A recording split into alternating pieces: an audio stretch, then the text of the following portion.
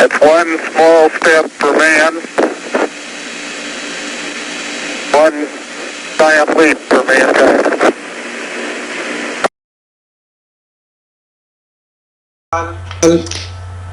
Hi Grandpa. So my name is Kunal Gupta and I'm currently interviewing my grandfather who is living in New Delhi, India right now, and he is going to answer some of my questions on the 1969 Apollo 11 moon landing and the tension and cultural issues surrounding that time.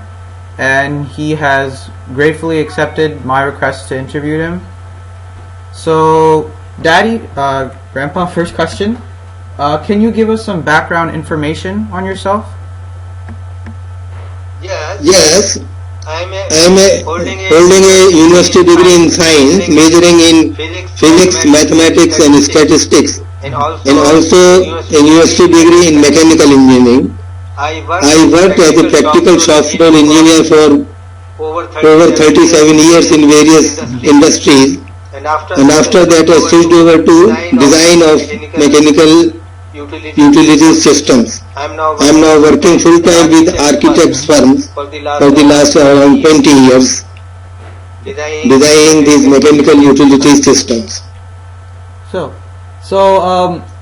why were you here in the U.S. and where did you live in the U.S. in the 1960s? Yes, I went to USA in 1965, sent by the then employers for practical training at the world's largest fluorescent tube making plant at Danvers near Boston in the state of Massachusetts. I was there from around 8 months, from May 1965 to December 1965. Okay. I again went to USA, sent by the same employers, to the same factory and nearby factories in 1969 for about 3 months. September 1969 to December 1969. During this period I watched live Apollo 12 take-off, landing, the entire 4 or 5 days journey I watched on live in USA, of course. So, speaking of Apollo 12, what made you so interested in the space race in general? Being a mechanical engineer myself, obviously and a technical person, I am interested in these things. Secondly, in engineering college, aeronautics was my pet subject. Oh, okay. So obviously I was... So, can you describe to us what the atmosphere here was in the U.S. when you lived here in the 1960s, especially in context of the Cold War? You see, the Cuban crisis was just over when I went there, and the mood was quite upbeat. But the defeats in the unsuccessful campaign in Vietnam were yet to come. So, and the American people in general had faith in their armed forces to defend themselves. And there were quite some patriotic feelings. And they had this feeling that we are far superior to Russia in conventional war. As a matter of fact, the firmness with which President Kennedy dealt with this Cuban Missile Crisis, that gave a lot of confidence to American people.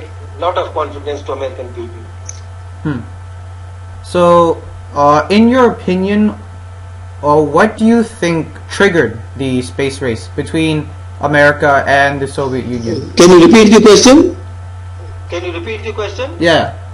In your opinion, what do you think triggered the space race between America and the Soviet Union? It was obviously the first manned flight by USSR in 1960, I believe, when Yuri Gagarin was sent in the orbit around the Earth.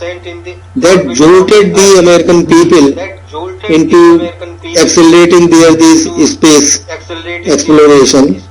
and that also made President Kennedy that very famous promise on radio and TV that we will send a man to moon and bring him back before this decade is out. I see. So speaking of the Apollo missions, what do you think were the key components of these successful moon landings? You see, key components, I would say, one is meticulous planning. The other was the gradual experiment they did. You see, before that they sent Apollo 7, Apollo 8, Apollo 9, Apollo 10. One of the Apollo missions made a figure of 8 around the moon it went and again came back to Earth without landing or anything.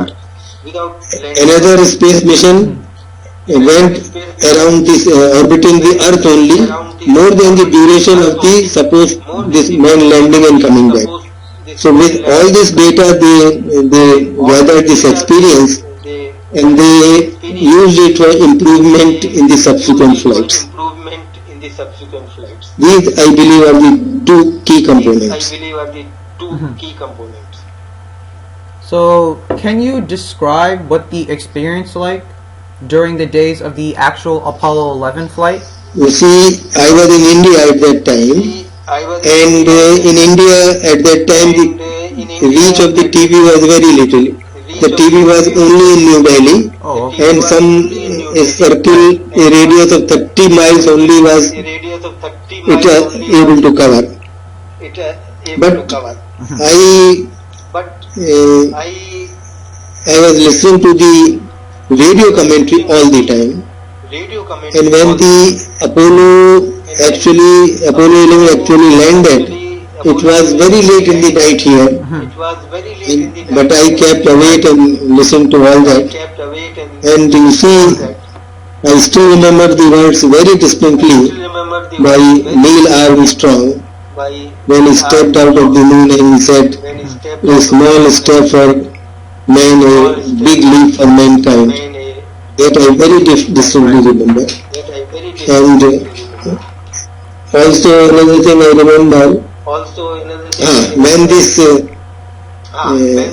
spacecraft went behind the moon, it was in the moon shadow, right. The signals were cut off for some 22 minutes, and I, like everybody else, was waiting very anxiously for these signals to resume.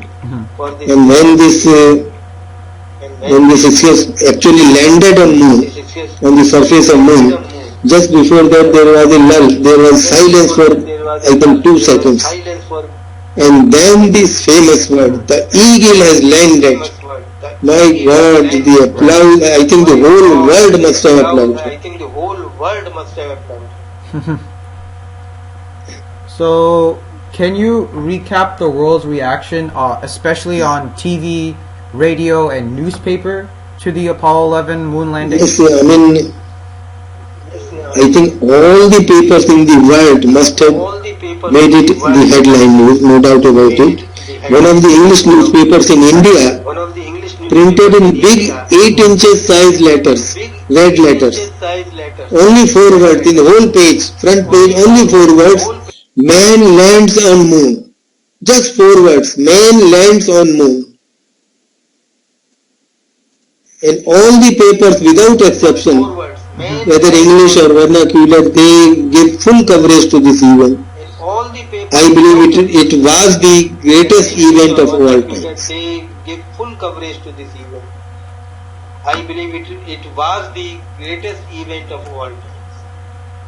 So, if you believe that this is the greatest achievement of all time, do you think that mankind can top this achievement? I don't think the foreseeable future the man would be able to top it. Then what do you think it will be? The only event I can think of surpassing this event can be the making some colony in the Mars or some other stars, having tenable atmosphere for the humans to survive. That will be, of course, much greater event than this moon landing. But I don't think it will be possible in the next 30-40 years. I don't think it will be possible in the next 30-40 years. Okay. Thank you so much, Grandpa, for your insight and information on this historic event in mankind history. And once again, I really appreciate you taking time out of your busy schedule, not only for me to interview, but to give some genuine thought and advice into this. And I'm sure that when other people see this interview, they'll be able to see what the moon landing was like. My pleasure. It is always a pleasure to discuss technical matters for a technical man like me. Thank you so much. Best of luck. It is always a pleasure to discuss technical matters for a technical man like me. Best of luck. Bye. Bye-bye.